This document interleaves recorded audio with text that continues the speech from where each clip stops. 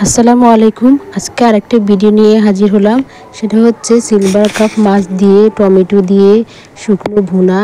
আসলে silver cup মাছটা আমার একদমই পছন্দ না। সো এভাবে ট্রাই করার পর দেখেছি অনেকই ভালো লাগে। সো আপনারাও বাসায় ট্রাই করতে পারেন, অনেকই ভালো লাগে, আসলেই ভালো লাগে। টমেটো দিয়ে শুকনো ভুনা, এটা অত্যন্ত মজাদার। তো আমি আগে থেকে তেল ভালো করে ফুটিয়ে নিয়েছি। এবার মাছের পিসগুলো দিয়ে দিয়েছি তেলের মধ্যে। এখন মাছের পিসগুলো এক পিঠে ভালো করে ভেজে নেওয়ার পর এখন উল্টো পিঠে ভালো করে ভেজে নেব।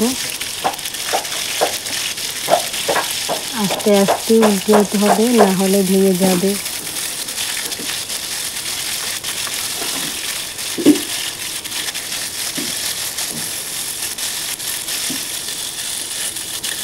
আমার মাছ ভাজা হয়ে গেছে প্রায়। এখন আমি কড়াইতে তেল দিয়ে দিচ্ছি। এখন তেলগুলো ভালো করে একটু ফুটে আসলে এর মধ্যে দিয়ে দিচ্ছি পেঁয়াজ কুচি।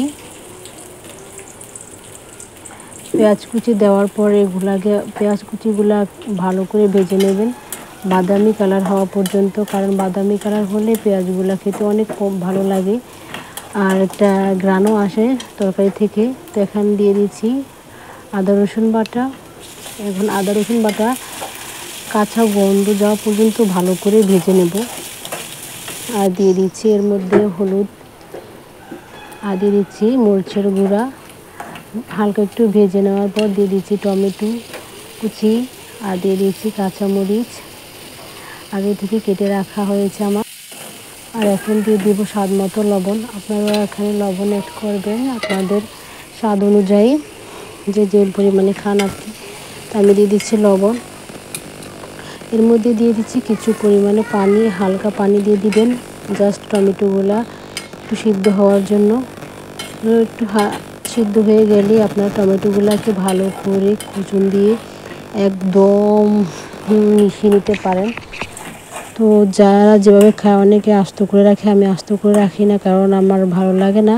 আমি সবসময় টমেটো এভাবে গলিয়ে নিই তরকারির সাথে, আর গলিয়ে নিলে অনেক ভালো হয়। আর দিয়ে দিচ্ছি ভেজে রাখা আমার সেই মাছের পিসগুলা এক এক করে দিয়ে দিচ্ছি।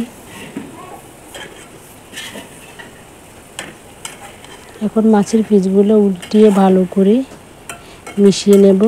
মিশিয়ে নিয়ে একটু কষিয়ে নেব মাছগুলো টমেটোর মধ্যে।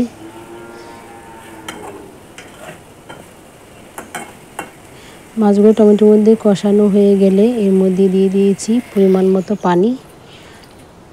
পানি দেওয়ার পর আর একটু ভালো করে নেড়ে এখন দিয়ে দিয়েছি ঢাকনা। ঢাকনা দেওয়ার পর